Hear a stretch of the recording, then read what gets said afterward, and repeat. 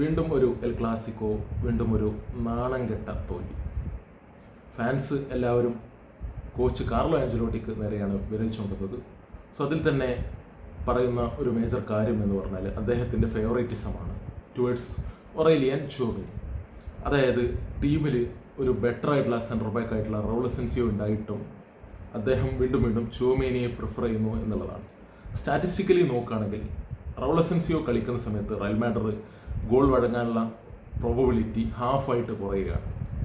മാത്രമല്ല ഒരു centre ബാക്കിൻ്റെ major qualities ആയിട്ടുള്ള പൊസിഷണൽ സെൻസ്, അതുപോലെ ബാക്കിൽ നിന്ന് ബോൾ പ്രോഗ്രസ് ചെയ്യാനുള്ള എബിലിറ്റി, അതുപോലെ പേസ്, ഇത്തരം കാര്യങ്ങളൊക്കെ തന്നെ അസെൻസിയോ ചുവമേനിയേക്കാളും ഒരു ബെറ്റർ ആയിട്ടുള്ള ഒരു പ്ലെയറാണ്. അദ്ദേഹം ഈ സീസണിൽ ഒരുപാട് ഇമ്പോർട്ടൻറ്റ് മാച്ചസ് കളിച്ചു. ഒസാസുനക്കെതിരായുള്ള മാച്ച്, ലിവർപൂളിനെതിരായിട്ടുള്ള മാച്ച്, ഈ മാച്ചുകളൊന്നും തന്നെ യാതൊരു മേജർ മിസ്റ്റേക്സും അസെൻസിയോയുടെ ഭാഗത്ത് നിന്ന് ഉണ്ടായിട്ടില്ല. നേരെ മറിച്ച് ഒരു മേക്ക് ഷിഫ്റ്റ് സെൻറ്റർ ബാക്കായിട്ട് ഒരു മിഡ്ഫീൽഡറായിട്ടുള്ള ചുവമേനിയെ കളിപ്പിക്കാനാണ് കാർലോ ആഞ്ചലോട്ടി പ്രിഫർ ചെയ്യുന്നത്. സോ ഇതാണ് Real Madrid defensive issues cause ചെയ്യുന്നത്.